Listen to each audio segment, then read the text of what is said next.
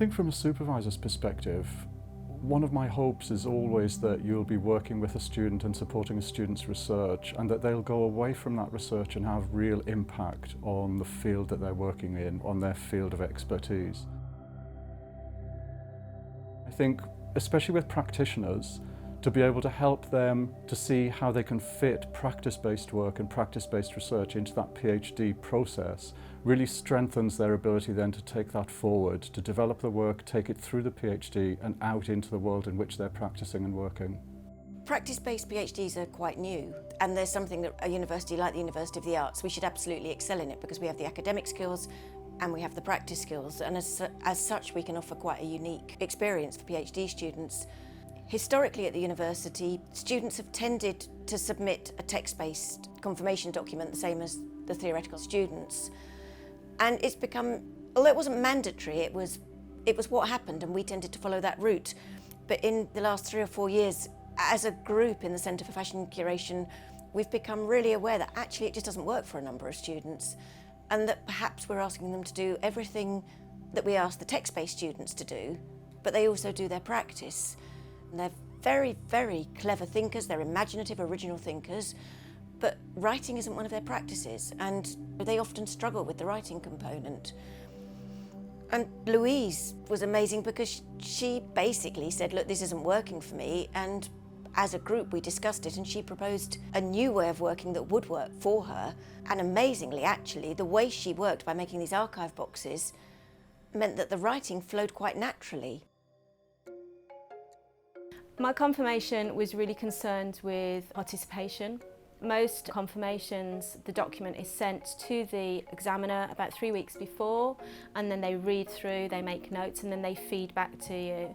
So the process of a normal confirmation is you would sit in a room with your supervisory team and your examiner, and you would discuss your written document. Whereas this, it meant, in having the objects that were part of my research in the room, it meant the focus wasn't on me, the focus was on the objects and on my research.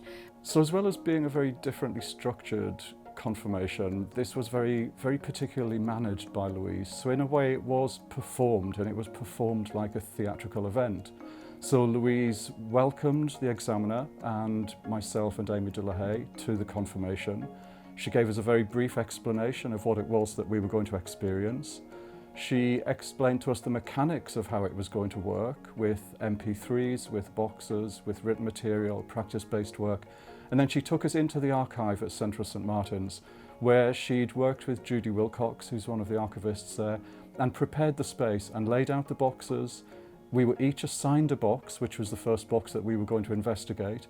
And then we were left to look, and we were left to open those boxes, discover the contents, and really to experience this work in a very multisensory way. For instance, one of the boxes contained a garment that had a really strong smell of naphtha, of mothballs. The MP3 players had recordings of Louise talking, doing material culture analysis.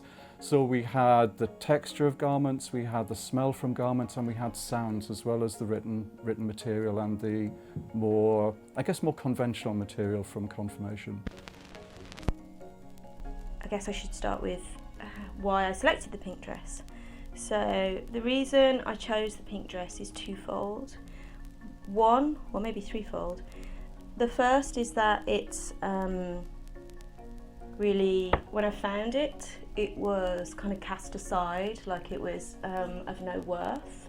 So it was abandoned in the top of a box alongside other fabrics and other materials. The work that she presented to us was something that came completely fresh to me, even though I had a knowledge of what might be happening. We went deep into an archive and we saw a capsule, sort of 5 different elements laid out beautifully on a table, beautifully presented.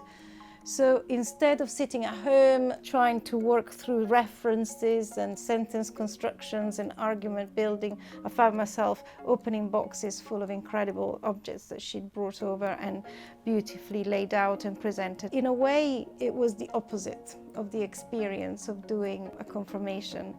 And it was a process in which I felt enriched myself as an examiner. So I was very comfortable in that in that area. I think also the student was incredibly comfortable because she had her own sense of herself. She brought it all, she put it all together. She wasn't out of her comfort zone as a practitioner. She was very eloquent in the writing and the analysis of the material that we were looking at. I think one of the strengths of this process that we went through with Louise was that the examiner was involved, and the examiner was involved with the student and with the supervisory team as we all experienced the material at the same time.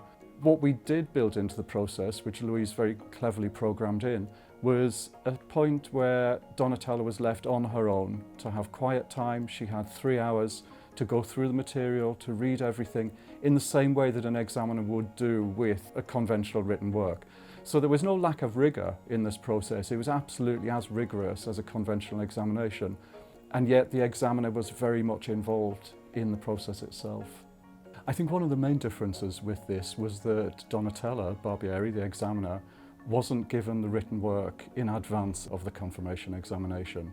So really the whole thing was intended so that the examiner experiences the work and experiences the practice, and to a degree evoked the sense of discovery that Louise had when she very first found the material that she was working with in the stores in Birmingham. It was about evoking a sense of theatre in a way. I come from a performance background. My mom's a performer, so I'm very familiar with performing, and obviously I've been involved with theatre since I was 13, so it's kind of a world I know really, really well. But I think the main advantage for me as a practitioner doing the confirmation this way was it worked to my strengths. So actually the ability to share my research through my practice in a performative manner, I think worked to my strengths. Whereas I think had I just had to submit a written document, I don't think it would have fully communicated what my PhD was concerned with. So I found it kind of diffused what would have been quite a stressful situation for me personally, and kind of made it a much more relaxed atmosphere. And certainly the feedback I've had from the participants was that was also how they felt. It seemed to kind of break down those them and us barriers, let's say. It levelled the playing field, as it were, which was really, really nice. So it meant the process was far more enjoyable than it might ordinarily be. And it also felt a bit like I was playing. And again, the nature of being a creative person, that's kind of what we do. You play with materials, you play with the objects, you play with ideas, and I feel like in presenting my confirmation in this manner, it was much more authentic to the kind of motivation for my creative practice. The advantages of working in this type of system, for me, the students themselves are incredibly engaged in the process. The practice is brought to life in this interaction with the examiners. That is really to great advantage for the students, because in the process of preparing the interaction, they are then focusing very much on what they want to say and what is important to them.